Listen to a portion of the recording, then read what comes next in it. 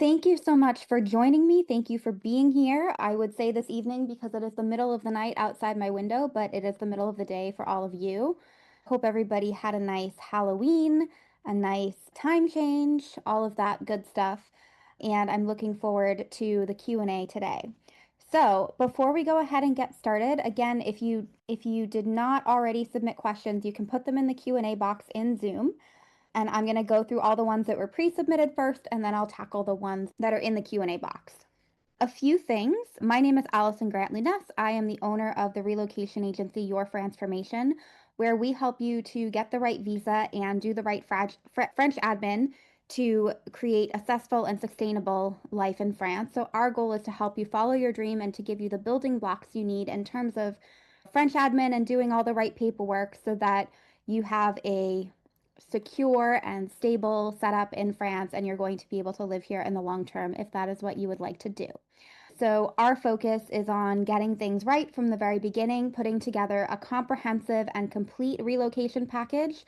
So, there are certain things that we can do for people, like we can prepare your visa application for you, we can do your healthcare application for you, we can register your business for you, and then there are many things that we do with you and we support you with. So, we can't bring your pets to the vet for you, but we can tell you all the paperwork you need. We have resources in our client resource library for those of you who need to understand the requirements for that. We can't open your bank account for you, but we work with a banking partner who can make the process really easy. And so our goal is to ensure that you have all of these different aspects of creating your life in France handled, and that when you move to a new country, you've had your whole life in your previous country to get all of your admin set up, from your social security or your national health insurance number to your driver's license to finding a rental property and setting up your utilities. You've had your whole life to do that. So you've never had to do everything all at once.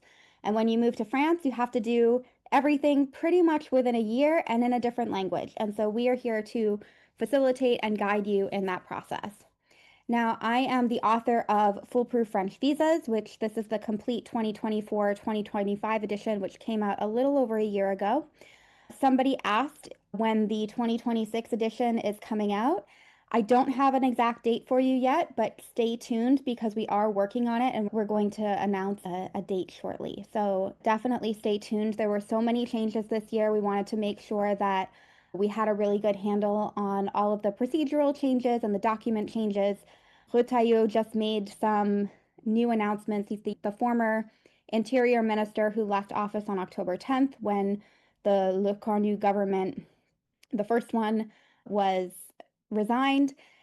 And his outgoing gift was a new multiple choice question test that now everybody is going to have to pass for a multi-year or 10-year card or naturalization starting from January. So there have been changes right up through mid-October, and we're going to be putting the finishing touches on the book, and we're hoping to get that out to you by the end of the year. So stay tuned for that release date.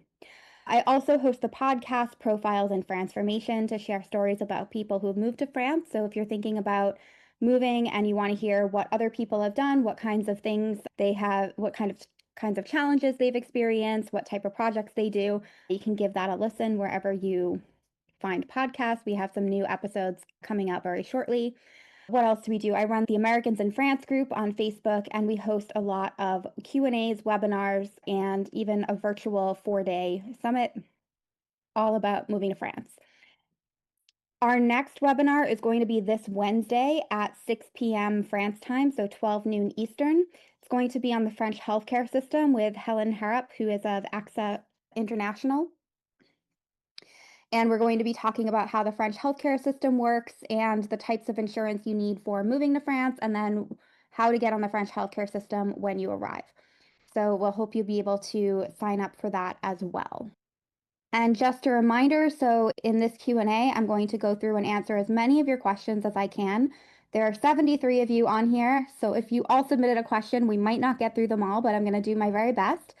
If you do have more questions, or if you would like to go into a bunch of your questions in depth, come up with a timeline, develop your business idea, business plan, discuss how we can work together, you can schedule a 1-hour paid consultation with me. I'll put the link in the chat for that. That's best if you want to talk about your personal situation in depth, develop a timeline, and make sure that you're making the right choices in terms of getting ready for your relocation to France. If you do then go ahead and sign up for a service package with us, we will apply the consultation fee as a credit to your invoice.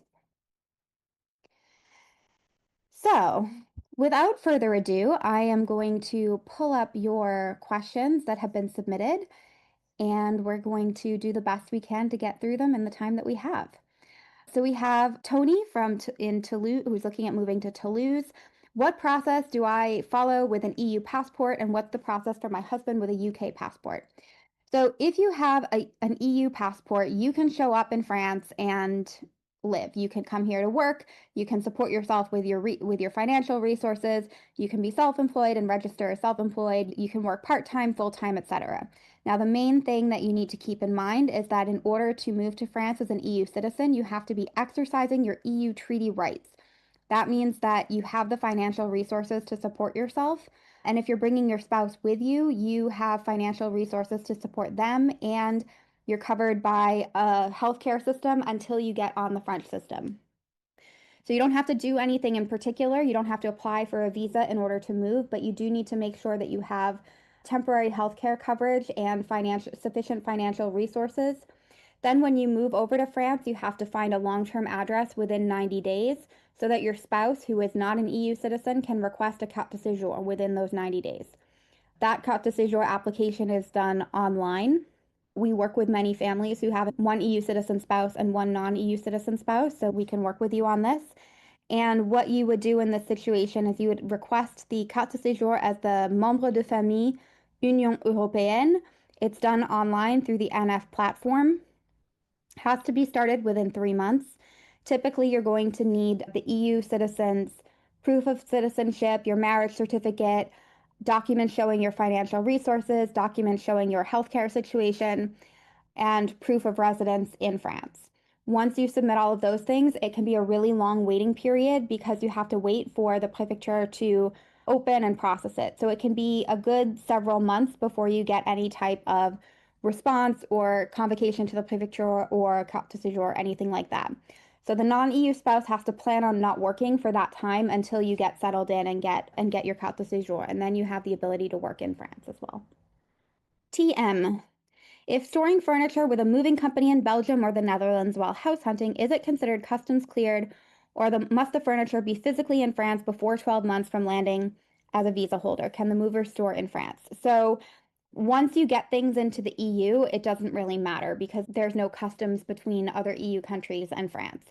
But my strong recommendation would be you have 1 year to move your things into France from the date that you move here, so from the start date of your visa. I would get your belongings to France as soon as possible. And if you're still looking for your long-term residence or your long-term home, get a storage unit, even if it's out in the countryside and it's not in a city, so it's less expensive. You can store your things in France. That's a good idea. And then you have a little bit less time pressure in terms of making sure that your stuff gets into France or into Europe before customs would be due.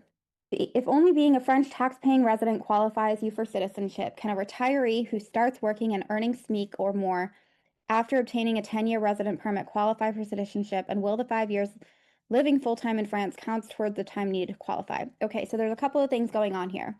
First of all, there's no guarantee that if you come on a visitor visa, you are going to get a 10-year residence card.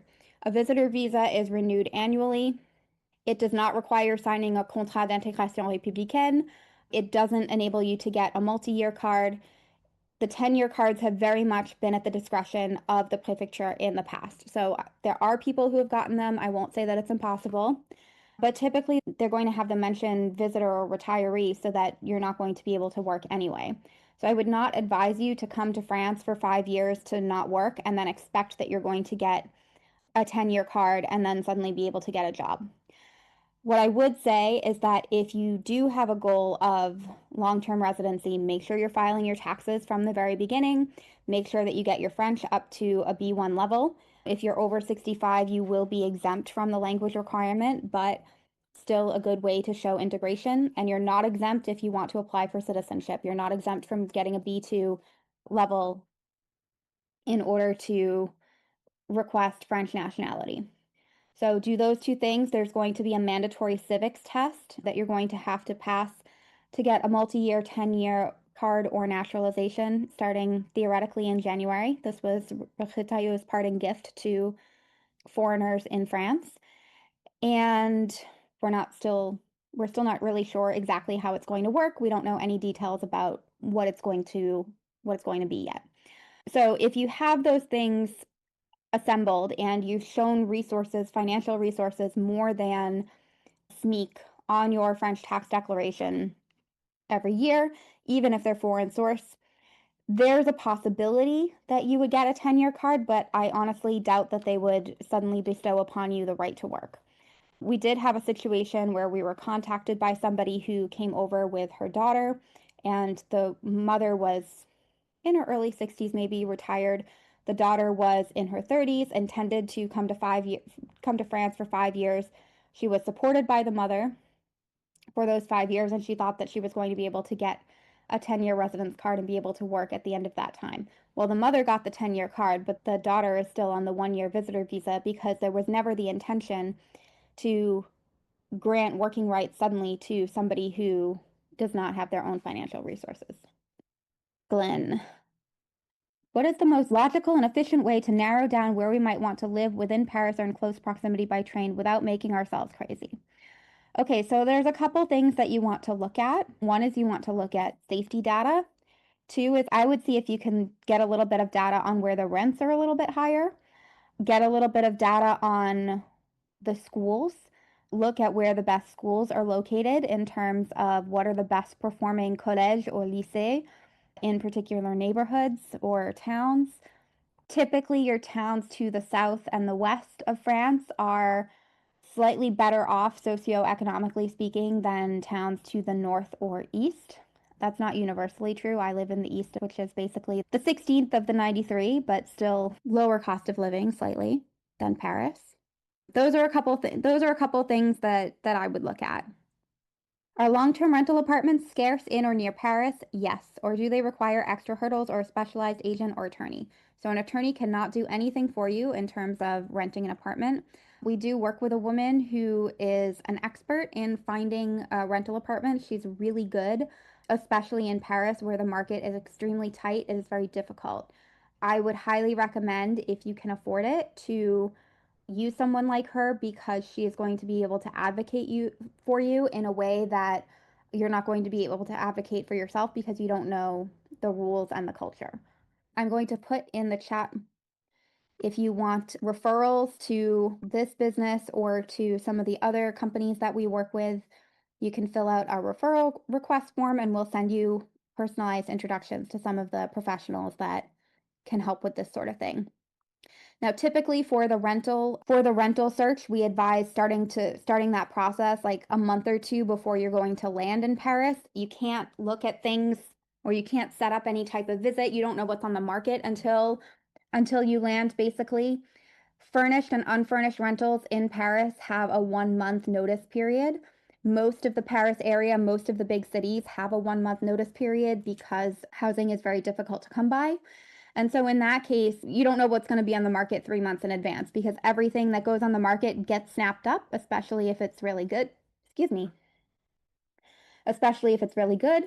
The things that are going to be on the market when you arrive are going to get put on the market like 2 days before you get there. Or they're people who are just giving notice at the same time as you're arriving in France. So not worth it to look super far in advance unless you're willing to sign a lease and start paying before you arrive. Sign a lease by distance by having a representative find you a place, which some people do, but you're going to have to start paying immediately upon signing the lease.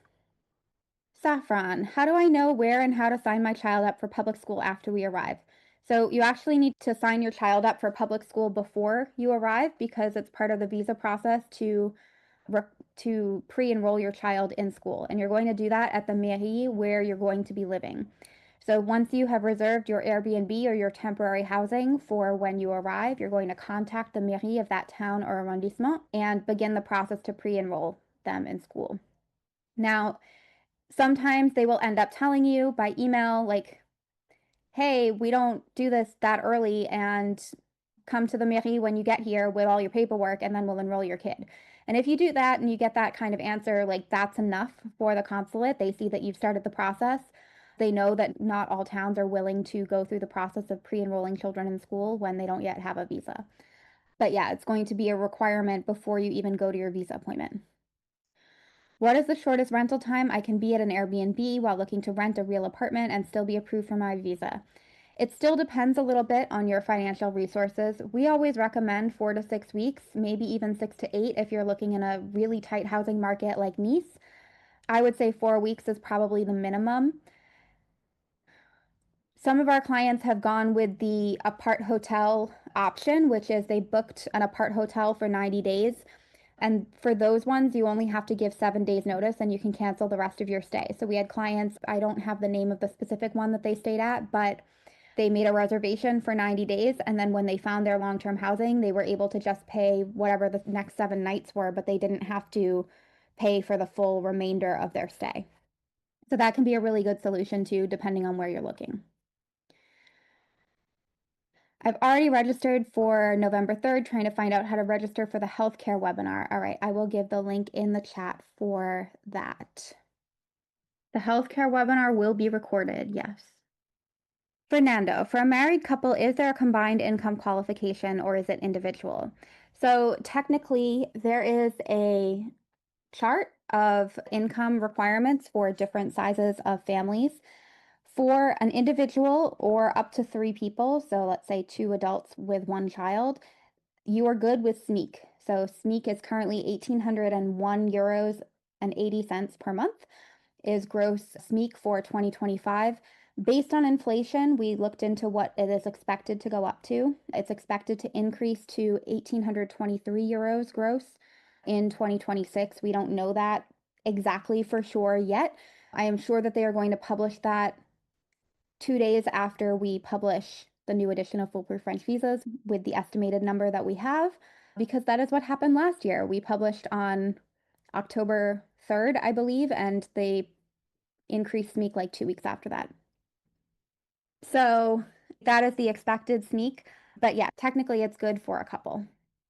No, I mean for the whole family, not for, that's what I mean by for a couple. Do we have to buy health insurance for the full 12 months? So if you are on a visitor visa, then yes, you need to buy insurance for the full 12 months. It needs to be a policy that starts on the day you arrive in France, corresponds with the start date of your visa that you put on your visa form, with your temporary housing reservation like your Airbnb. All three of those should align. The policy has to be valid for 12 months in the entire Schengen space, zero deductible, 30,000 euros of coverage, and include repatriation. Those are the criteria for the healthcare plan, which actually it's really difficult to find a specific citation from a French government website on exactly what that should include. There's no law or decree anywhere that I could find that actually outlines those things, but those are the requirements. So you need that for sure for your visa appointment if you're applying for a visitor visa.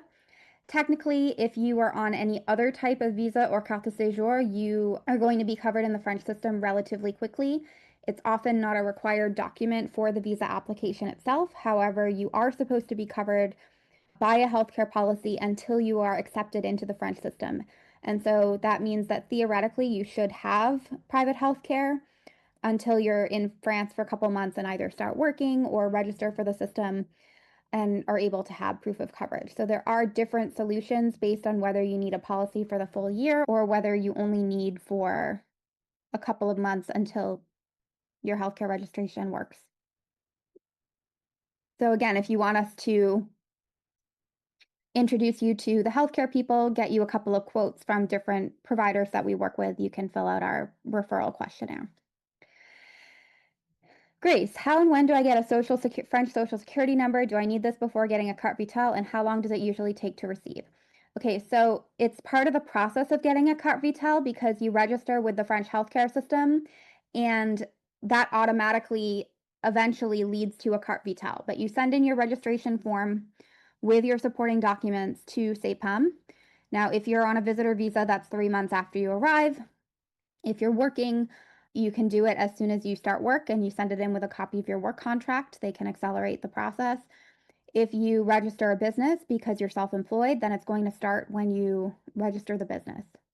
They will request documents from you. Normally, they like to see your birth certificate, your marriage certificate, any name change documents, proof of residing in France, copy of your visa, etc., etc. Once you have sent in all of those things, they are going to establish their own kind of birth certificate for you. That's why they're super picky about the documents. And eventually, they will send you an attestation des droits saying that you are covered by the French healthcare system. After that, you receive a letter saying, please send back this form with a signature and a picture. You send back that form, and then they're going to produce your carte vitale. And it needs to be done by mail. They'll tell you like, oh, you can log in online and do it, but you can't because you don't have an online account if you've never set one up before and you've never had a carte vitale for before. How long does it take to receive? You really need to send it in right after the 3 months when you arrive in France because it can take a good 4 or 5 months in order to get your carte vitale. And you need to have an attestation that you're on the French healthcare system for your visa renewal. So if you get to the end of the first year and it's time to renew your visa and you haven't gotten your attestation des droits yet, then you're going to have to purchase a second year of the private healthcare policy. Does TRICARE qualify? Does U.S. Veterans Administration healthcare coverage qualify? I've seen TRICARE qualify before. The thing about TRICARE or anything like U.S. government is that you would have to pay out of pocket and get reimbursed probably. I would not necessarily recommend trying TRICARE because technically it doesn't meet all the criteria for the policy. So I've seen it work a couple of times, but normally I would just recommend in that situation you get like the cheapest policy that you can find that includes repatriation and use that. And it's just a cost in that case, it's just a cost of the visa application, even if you don't expect to benefit from it. How quickly will I be able to reactivate my carte vitale if I've been gone for 15 years? It depends on if you are coming back to retire and you're not going to be working, in which case you have to wait 3 months. If you are going to be working, it should reactivate very quickly. You'll need a new card. Your old carte vitale, it's good to have so that you have the number and everything, but they'll have to make a new card for you after 15 years. I'm still waiting. We arrived in December. My husband has his carte vitale. I was told I needed an apostille birth certificate. Paperwork can be difficult. I have a social security number, just not the card. Yeah, and that's really just the luck of the draw too. Like it's very unusual that we have people who get a request for an apostille birth certificate. We occasionally have people like women, if you've changed your name, especially if you've done the thing that you've dropped your middle name, you made your maiden name your middle name, and now you tacked on a married name to the end. They really don't like that in France because it's two name changes, not one. And so we often recommend like getting a notarized form officially translated about that whole situation before you even send in your healthcare registration request. But it's pretty rare that we see a request for like original documents to be sent in or request an apostille. But it can take several months, especially if you've had name changes. We had one client where I think they requested a new copy of her passport and her birth certificate alternatively like 4 or 5 times, and she went in like 3 times to have an appointment. And then finally I figured out that the reason they were doing this was because her birth certificate showed like Jane Ann Doe and her passport showed Jane Doe Smith. And so they were like, you dropped the Ann and you changed your middle name and you changed your last name, and we don't have any documentation for any of this. And so finally, we were able to satisfy them by writing an explanation. Would you happen to know if there's some kind of financial assistance I can apply for to help pay my electric heating bill during the winter? The radiator system is broken in my apartment and I'm left with just electric heaters on a few walls, which everyone is telling me is going to be crazy expensive. Yes, electric heating is very expensive. Now, a couple of questions that I would ask is, assuming that it's building heating, is the heat for the whole building out? And yeah, what has anybody done to fix it? If there's no heating in your building at all, then that's probably going to be a legal violation. It's not, depending on where you are, it's not that cold yet, but if the temperature drops below, I believe, 18 or 19 degrees, you can go to Adil and get them to help you request immediate intervention by your landlord because that is not considered safe. Lori, what's the best way to find good doctors and dentists? Doctolib. I would say Doctolib, or I would say if you can join a women's group where in whatever city you're going to be at and you can get a referral to specific types of professionals, those are going to be the two best ways to find good professionals. Lori, what were your cell phone and address transfers like?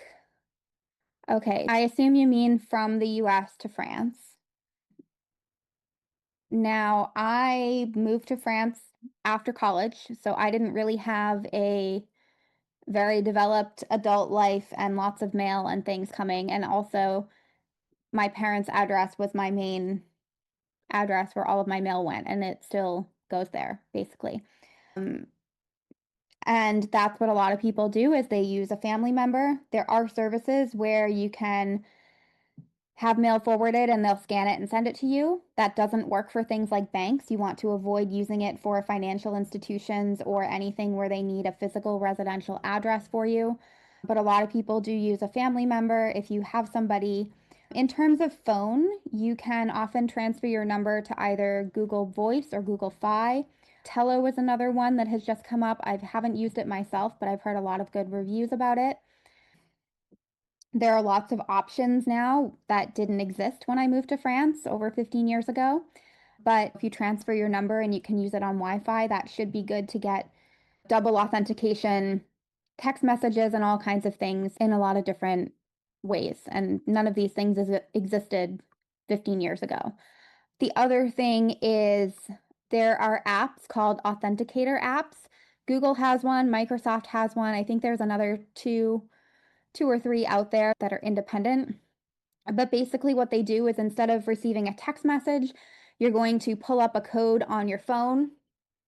I can show you what it looks like maybe. So there's like all kinds of different numbers on your phone and you enter the 6-digit code that shows up at the time that you're trying to log into your account. So it's safer than getting a text message. It only lasts for about 30 seconds. So the numbers that I just showed you have already changed and are not valid, so nobody can hack me. And it's a lot more effective than trying to get text messages on your phone, for example. So that's a good option too. Most services now are switching over to using some kind of authentication service rather than text message because it's much more safe and reliable. I will say, so this is going to be an in-person event, but we might duplicate it virtually if we can. I am on the board of ARROW, the Association of Americans Resident Overseas.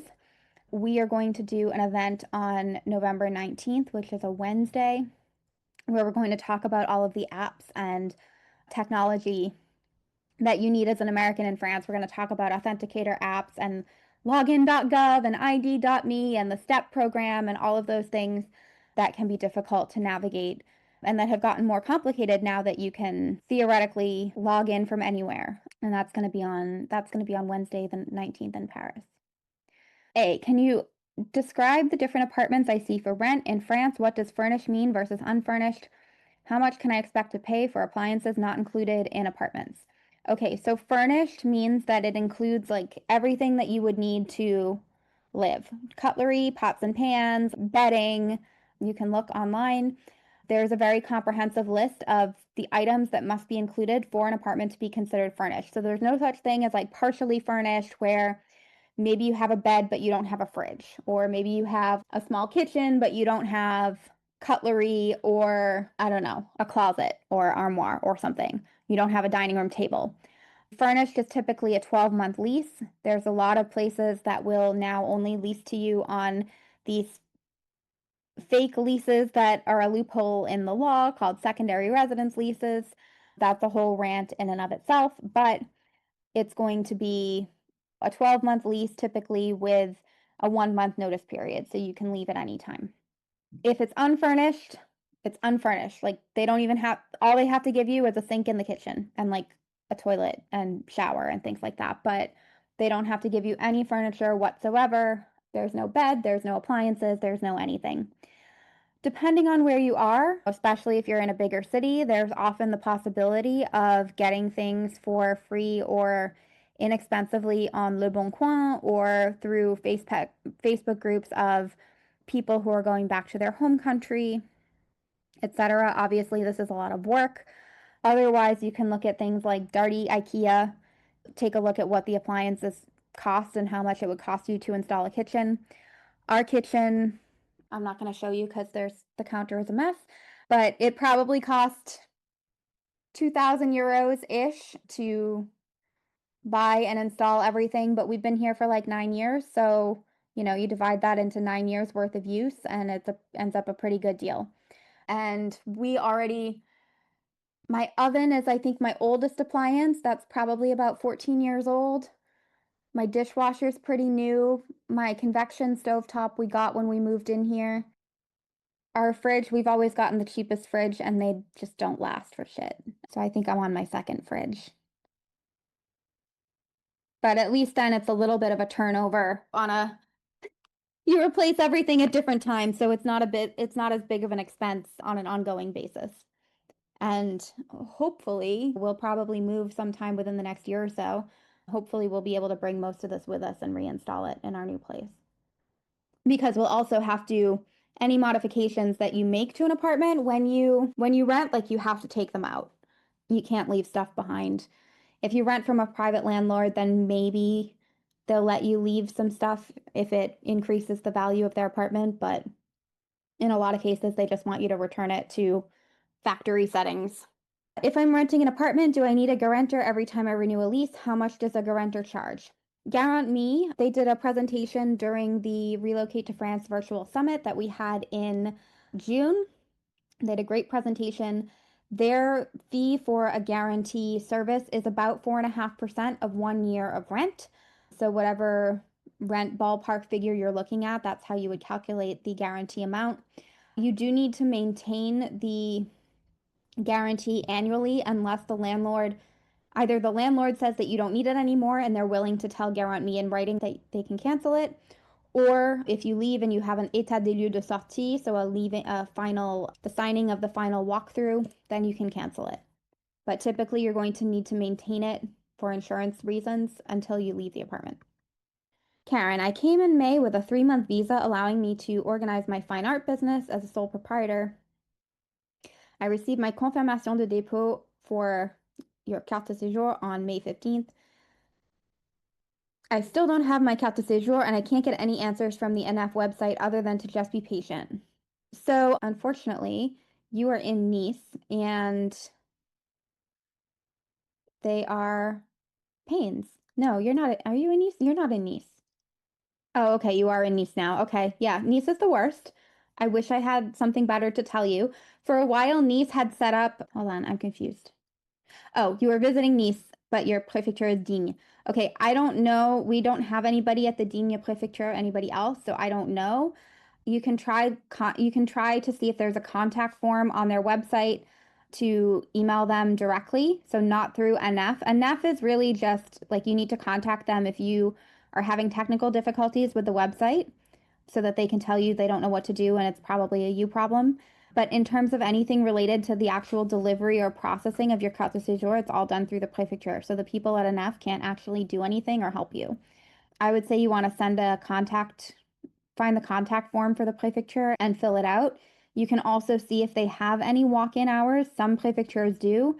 Nice had them for a short period of time and then they stopped during the summer and have not opened it back up again. Oh, great. Thank you for sharing the link to the Arrow Tech event.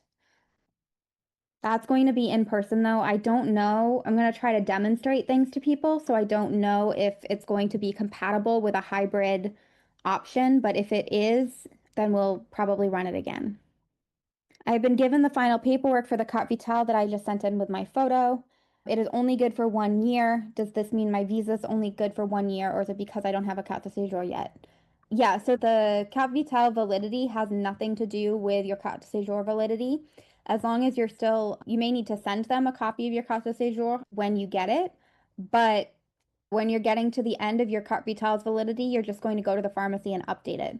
And as long as you stay active and you're paying into the system through your social charges and you can get into your Amelie account and everything, like it will stay active and you'll be able to download a new, within before the old one expires.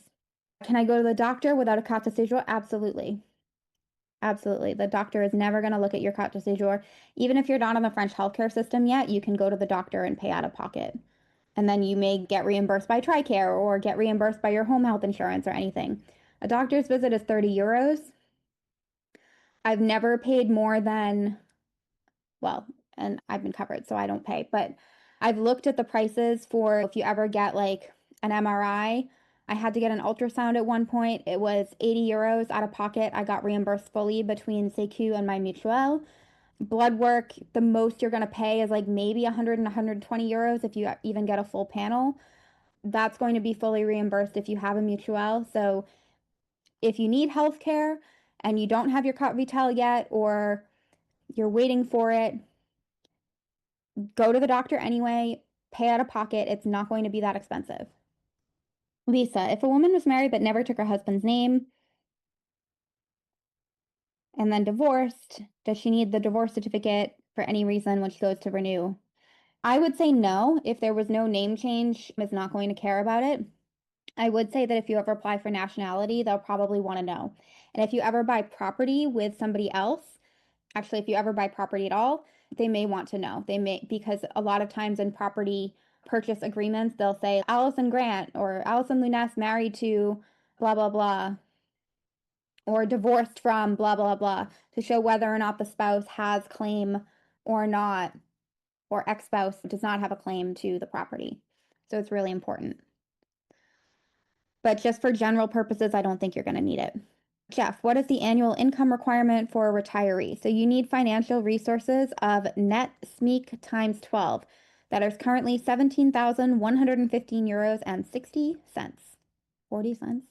I round up to 18,000 euros, let's say $22,000. That can be in cash, it can be in recurring income like a pension, up to you. Some combination thereof. Carolyn, our latest plan is to get a long stay visa leading to a carte de séjour. Okay. We would keep our US Medicare in whatever form we decide on in the next month. We would buy healthcare coverage that covers the EU and includes repatriation, and we would sign up for the French healthcare system on arrival. Great. Expensive, allows for emergency trips back to the US or permanent return to the US just in case. Okay, so that can certainly work if you need to return to the US at some point for medical treatment. If you have a condition or you need regular medical treatment, that can certainly be a good way to go if you think that you might need to go back and get treatment before you're fully processed into the French system. I will say that you want to weigh the cost a little bit. There are varying levels of comprehensive policies, whether that's keeping Medicare and traveling back, whether that is, getting a more comprehensive temporary policy that you're going to have for your first few months in France.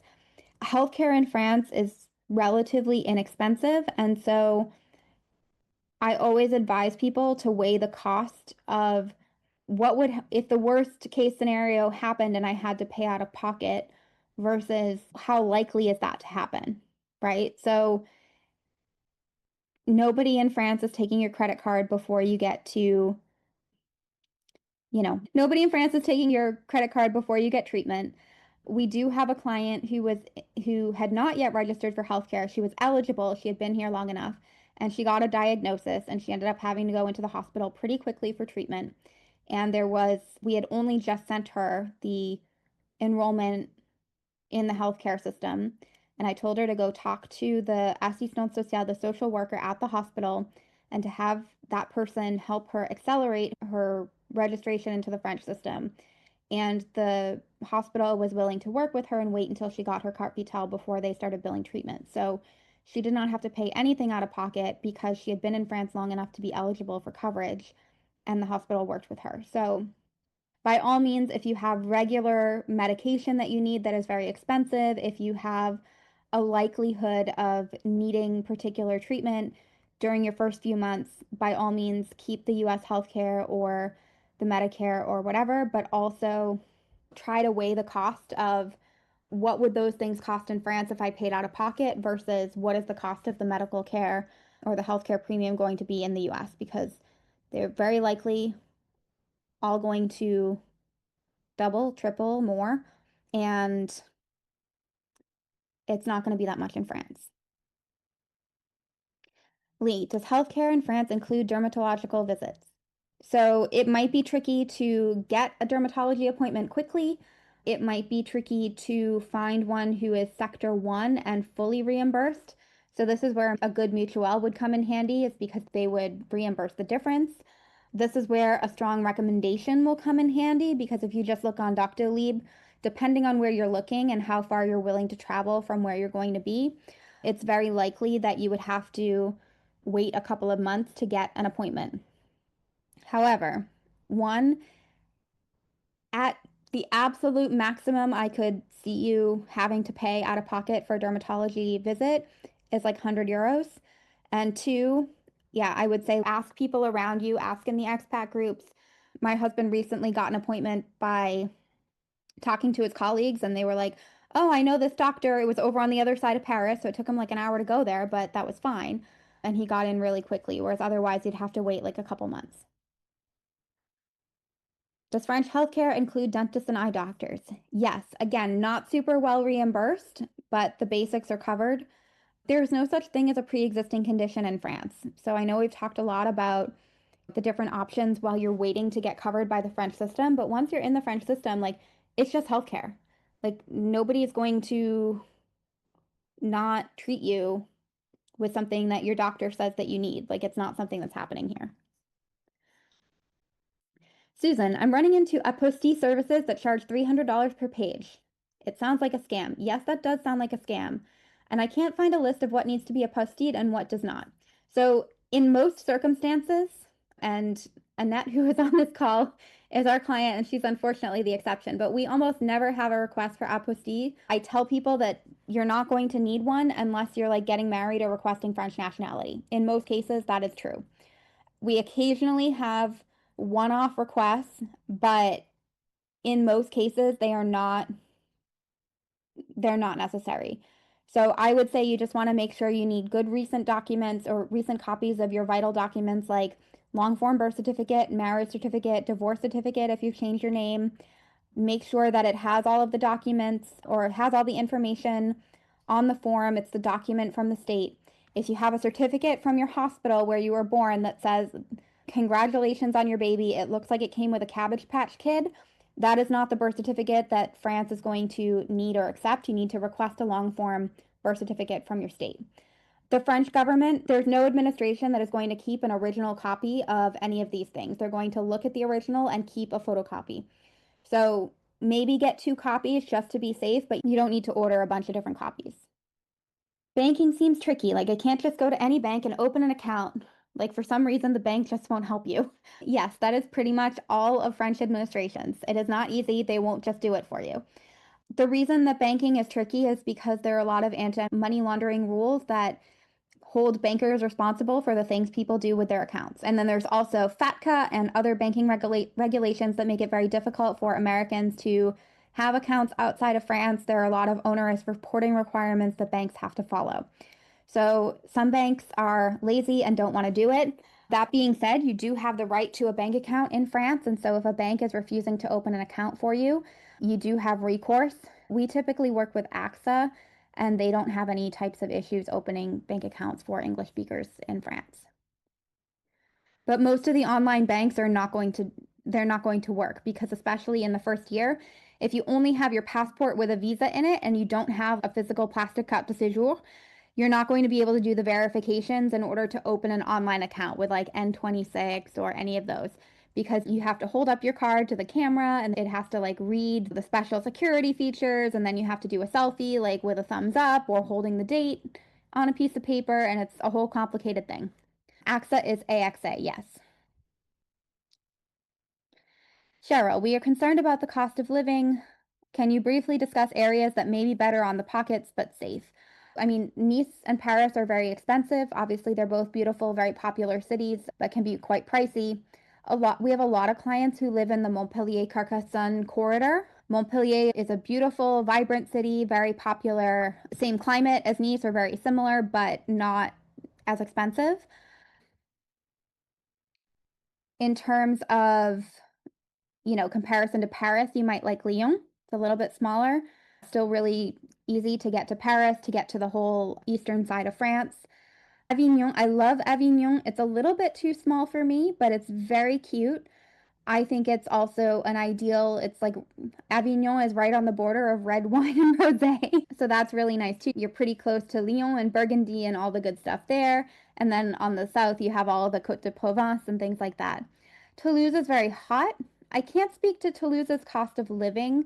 I mean, anywhere is cheaper than Paris or Nice, but Toulouse does have Airbus and a lot of engineering down there. It has a quite large, highly educated immigrant community. I don't know specifically what nationalities, but Airbus has a lot of German and British. But yeah, Toulouse is very hot. Lille is fairly inexpensive. The climate sucks. It's rainy and it's cold like most of the time. So I would say the climate is worse than Paris. They do have a really good moulfrit. You can get some good beer. There's maroilles, which is a very delicious stinky cheese. So, I mean, I would be hard pressed to say places that I don't like in France. Carcassonne is also really affordable. It's really hot. It's really hot, like, because it's inland too. It doesn't have any type of ocean breeze near it. Dijon, I've actually never been to Dijon. That's one of the places on my list. I'm hoping to get there maybe next year. So I'm not super familiar, but I don't think it's as well known. I don't think it has a very big expat community. I've only had two clients ever that have gone to Dijon or that area. One of them, it was because it was somebody who was married to a French woman and her family was from there. I don't think it's really on the expat or the American radar of places to go, so it could very well be much more affordable. Béziers is very popular. Again, great climate. I've never been to Béziers, but also on my list of places to go. I think your best way to gauge cost of living is to just go on Le Bon Coin or Se Loger and look at the rents. Figure out what apartment size you want and try to compare apples to apples a little bit in terms of proximity to the city center and the size of the apartment. Because it's really hard to that's going to be the main difference. I mean, electricity kind of costs the same everywhere. Groceries can be more or less expensive, but that's more like a city or country thing. Do you experience any pushback to Americans moving to France from locals? Not really. I don't think there's enough of us here that there's really been any type of major backlash.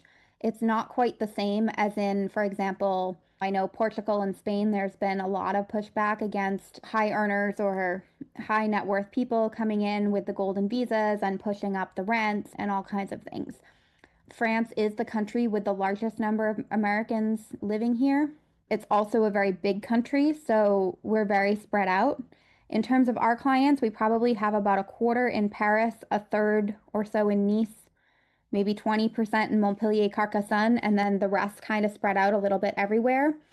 Paris and Nice are already very high cost of living cities, and we're not having a we're not having a huge impact on those markets. And those are the main places that we're going.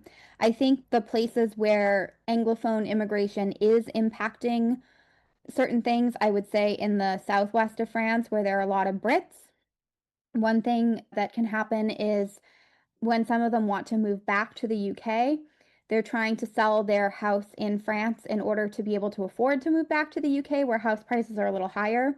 And so the houses they tend to try to sell their houses for a slightly higher price. But that's really the only place I can think of where the population has impacted the housing market.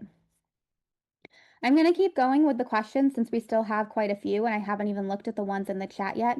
But I do want to give you the link again if you want to book a consultation with me. If you want to work with us, this is often the best way to sort of get an idea of what we can help you with and what your timeline should be. We can send you a proposal without having a chat, but especially if you're going to be starting a business, whether that's as a self-employed person or a talent passport or an artist, I really like to have a conversation with you just to make sure that it's a good fit before we move forward. We're currently taking on clients. If you want to get here by the spring, you should really think about starting now. Yee. My husband and I have dual Canadian American citizenship. Is there a difference in the visa application process if we choose to immigrate under one or the other? No. So you both have the same basic requirements. It doesn't matter what passports you use or which consulate you apply through. Things tend to go a little bit more smoothly in the TLS centers in the US. VFS in Canada tends to be really slow. Good night, Robert and Annette. Have a good rest of your night.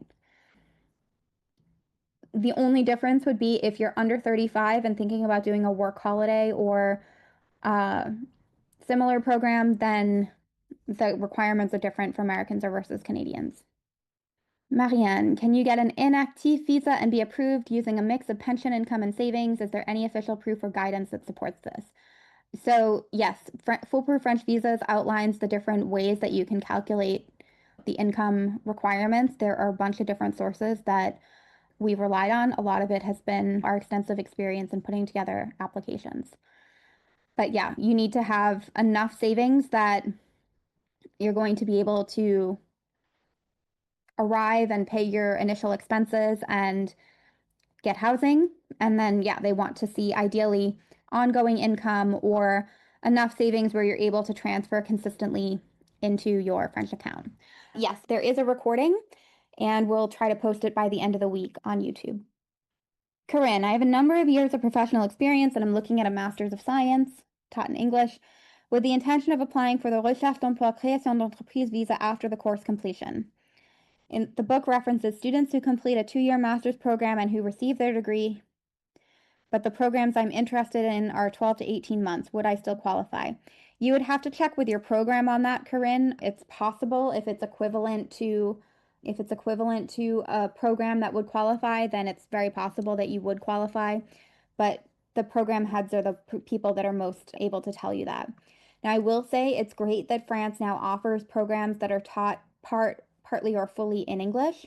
I will also say that this can do you a real disservice. One, because you're going to need French in your application. And so 12 to 18 months is not a long time to do a full master's program and learn enough French or perfect your French to the extent where you're going to be able to get a job and get hired. So keep that in mind, because if you want to stay in France, you're going to need to find a job that will hire you and be able to sponsor you. I signed up for Campus France, but noticed some of the universities offer the ability to apply directly on their sites. Do you have a recommended approach? If the program has an application through Campus France, then you have to apply through Campus France as an American. Okay. I'm going to look. There's one more about the retirement visa. I'm going to scan through the questions in the chat really quickly. Hey, honey. What is the range of monthly costs for storage units in France? It really depends on how close you are to a city, how big you're looking at. I really couldn't tell you. I would say the best known storage company is called Une Pièce en Plus. They have places all over France. I would go and look at places near where you're going to be moving and see how much that would cost. It would definitely be less expensive if you're shipping over all your belongings. Oftentimes they're coming into a port like Marseille or Le Havre or even Amsterdam, La Hague. And it's going to be cheaper to get your stuff like delivered to a storage unit and be paying a monthly storage unit rather than to have things being kept at the port. All right. Now I'm going through the questions in the chat. I'm Jackie. I'm a couples therapist with my own practice. I do not operate on client contracts. My income is enough, but what visa path makes the most sense? So you're going to be looking, depending on what your income level is, we're either going to be looking at profession libérale or a talent card. I have several clients who are therapists or variations thereof who have done each. So it depends a little bit on what level your income is, whether or not you have any expenses. For the talent card, you need to have at least 5 years of professional experience or a master's degree. You also need to make an investment of 30,000 euros in the startup capital of your company. So if you're able to do that, you have the potential of getting a multi-year card. You have a couple years to get your business up and running. It also gives more favorable status to your spouse who can work on an accompanying family member visa. If those things are important to you, then it can be advantageous in certain cases to go for the talent card. But you are going to have to like be able to make enough money to pay yourself and carry the expense of running a French company, which is not insignificant. That would be something, Jackie, that I would want to discuss in a consultation with you before you make the decision, especially if we're going to be working together, because I would want to understand, like, how are you billing? How many clients do you have? What does your business structure look like? And all of those things in order to make that recommendation. What if you have a family village house where you can stay when you arrive? So if you have a family member house, then you're going to need an attestation from that family member saying that you're able to stay there. So typically that's going to include a copy of their ID, a written attestation saying, hey, I'm hosting Pam starting from X date in our home, signed your family member's name, including all kinds of personal details, and then a copy of their ID and their electricity bill. For converting your US driver's license, do you need to have it translated in France, or can it be an approved translator in the US? It should be someone who is court certified translator in France. So don't do that before you arrive. The other thing too to keep in mind is that for your driver's license and for several documents, like they need to be less than 3 months old at the time you submit your application. So the reason when I make my list of documents that I want you to get before moving to France, I don't include things like driving record, because you need to wait until it's time to start that process before you order those documents, and normally they can be delivered online. It doesn't make sense to order them 6 months in advance because they're going to be expired by the time you need to submit them. All right, I'm going to explain the retirement visa in 1 minute. Drew, what counts towards SMEEK? Income from work, I'm assuming, but do other sources count? So it can be anything. It can be passive rental income, it can be pension income. It can also just be like savings equivalent to the amount of SMEEK times the number of months of your visa. Amy, are there advantages, disadvantages to applying to private high school versus public high school for our kids in returns to visa applications? If private, do the financial requirements shift for the household? So no, the financial requirements don't shift depending on school tuition or any other factors. Advantages are that basically you're going to get an enrollment certificate from the high school when you pay the initial fee. So that makes the paperwork aspect a lot easier. Other advantages are the kids can start school right away. A lot of times for high school, they're going to need to get tested and to get put into a program called UPE2A, Unité Pédagogique pour élèves arrivant allophones. Those are kids who are arriving in France who do not yet speak French. And not all schools offer it. It can be really good. It can be a really good way to learn French fast. But if your kids are already in high school and they're going to be finishing within a couple of years, they want to do well on their exams, they want to potentially go back to college in the US, it might not make sense to put them into full French public school because that's going to be really difficult. And they're probably not going to be learning French long enough and in the French school system long enough to be able to take the back with their peers and do as well as they might have if they were taking an exam in English. So, a couple of things to think about. The Association of American Women in Europe, AAWE, I'll put their website, aaweparis.org. If you go to aawe.org, it's the American Association of Wind Engineers, which is not that. So AAWE is a women's group based in Paris, and they publish their Guide to Education in France, which has a really good overview of the different types of schools that are available, the advantages and disadvantages of public versus private, and all of the differences. And it can be a really good resource. Patricia, is the project validation with the Ministry of the Interior required for visa talent artistique before the TLS appointment? No. So actually about that, it's now being required for changes of status to profession libérale within France, but it's not yet being applied to profession libérale applications outside of France, at least in the US. So we are still getting visas through without waiting for the ministry or the DREET's approval. Sally, is it any easier to get a specialist if you're living in a city versus a small town? It really depends on the area. There are certain places that are just like medical deserts where there aren't a lot of doctors. There are also places like Nice where there are tons of doctors, but it's a lot of older doctors, and there's a really significant retired population that needs a lot more doctors. And so even though there are a lot of doctors in Nice, it can be really hard to get an appointment. So it's very difficult to figure out like where to go and the ease of getting an appointment in different places. All right. I've got a couple more minutes for questions. Mark and Nadia, I'm applying for a VLSTS as a retiree, so a long stay visitor visa. Should I provide financial documents for all my accounts, investments, or include a single bank account with sufficient assets to meet SMEEK? Does this documentation need to show all transactions, or is the account summary sufficient? So we always advise people to not give like the full picture of your financial assets. They don't need that. They just need to see that you exceed the minimums. So a lot of times, we'll have people who have a lot of different accounts and they're making spreadsheets and they don't have time to look at that. They just want to see ideally one account, maybe two, 3 months of statements showing that you have more than the required income. Does a copy of one's passport need to be of all pages? Sometimes they request that at TLS. I think it's weird. I always just say to just include a copy of the ID page and if you've had any previous visas to France, but they could potentially ask you at the TLS appointment. Diana, if I manage to pass the B2 exam, will my passing score expire or will it be valid forever? If you take the DELF, so that is the Diplôme d'études en langue française, it's 4 different sections. You have to pass in each section with a score of at least 25 out of 50. That diploma is valid for life. So once you get it, it's valid forever.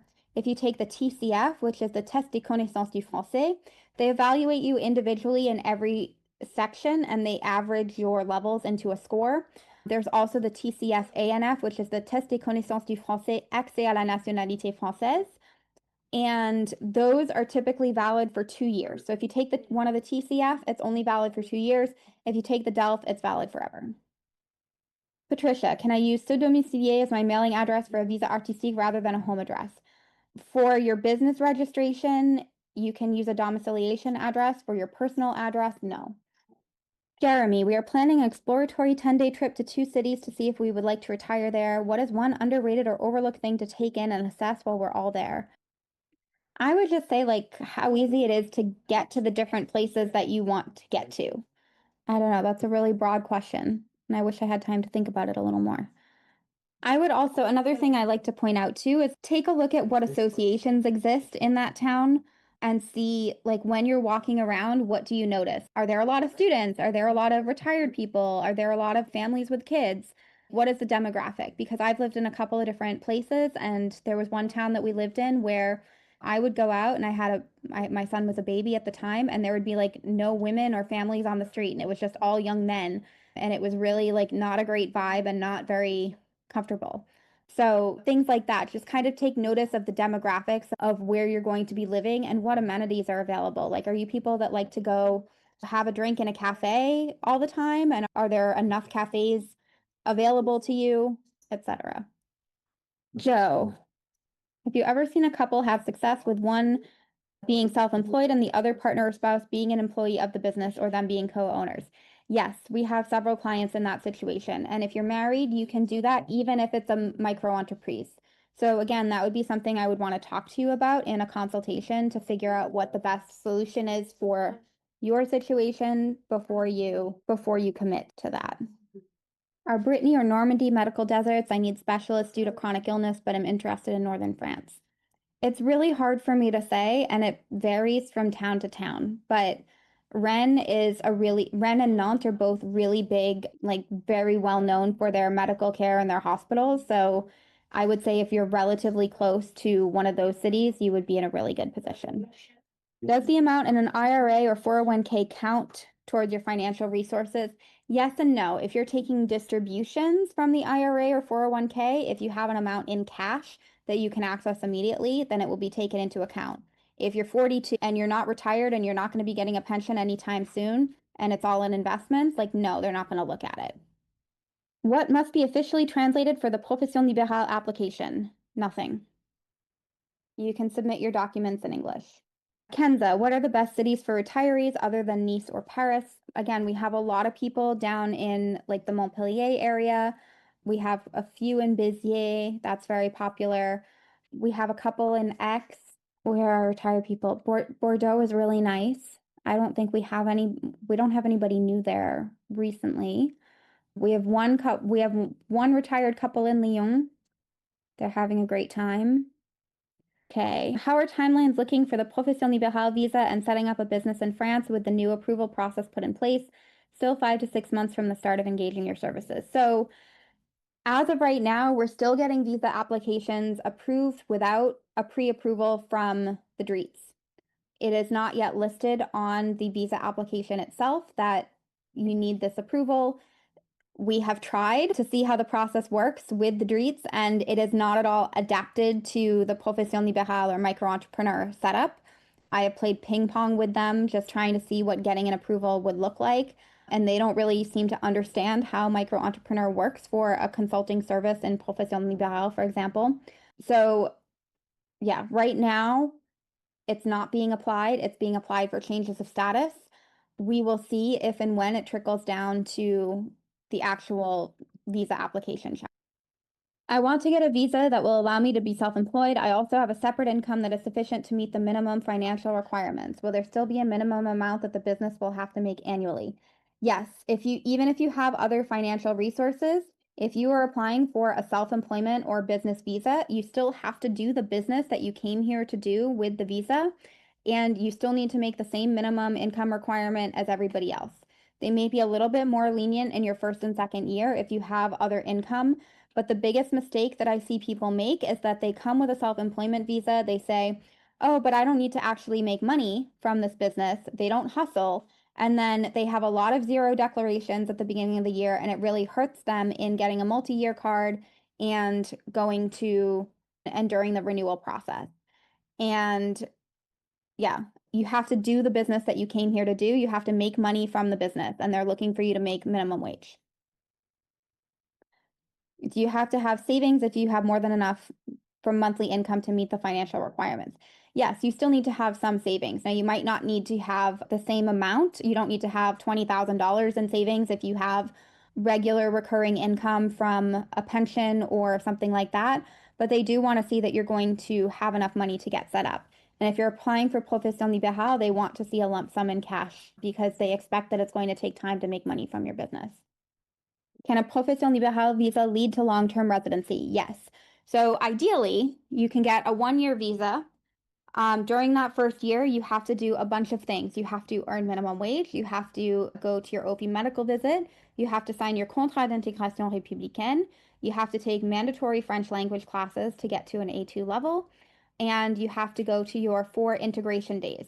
Now, starting apparently in January, there's going to be this new test where you'll have to pass a multiple choice test on the contents of these integration days or civics classes to prove that, you're going to respect French values and all kinds of things. So that is a lot of stuff to do during your first year. Now, theoretically, if you get all of that done, you can then have a multi-year card which is valid for up to 4 years.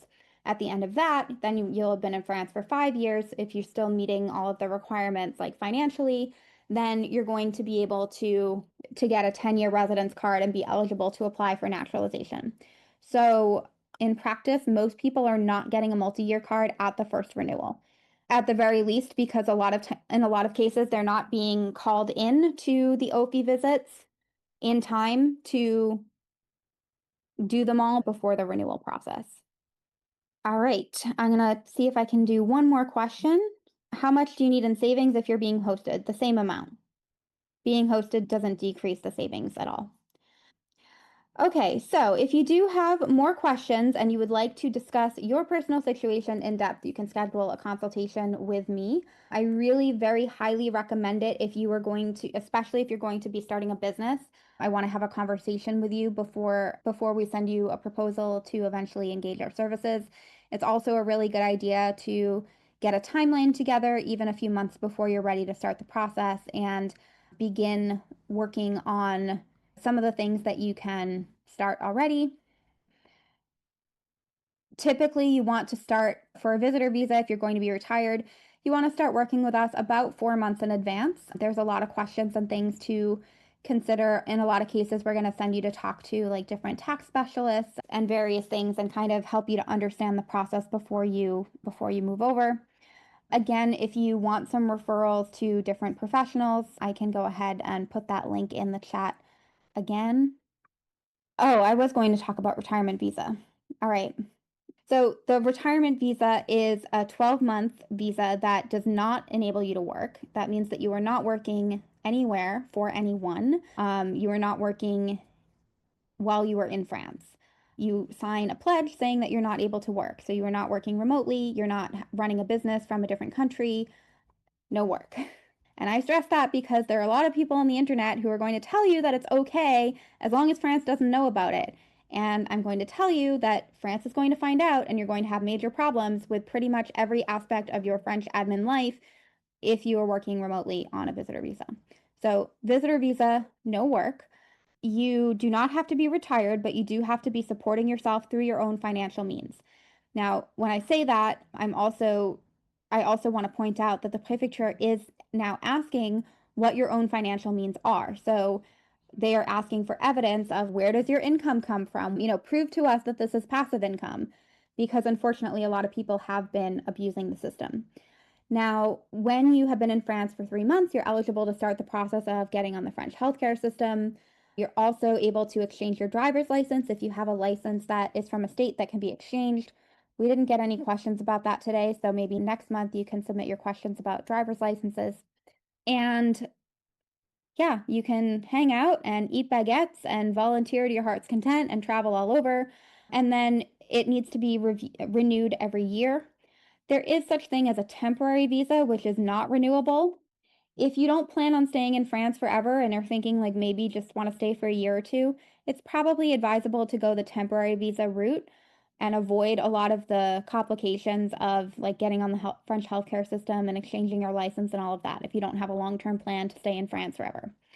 Sometimes we advise people, if you're not sure, start as you mean to continue, do all the things as if you're going to stay forever and you can always go home, but that really depends on what your personality is and which way you expect your plans to go. So it's renewable annually. It doesn't necessarily lead to a 10-year residence card, but there's no limit on how much you can renew it, so that's not going to be a problem. You just have to continue to show that you support yourself with your financial resources.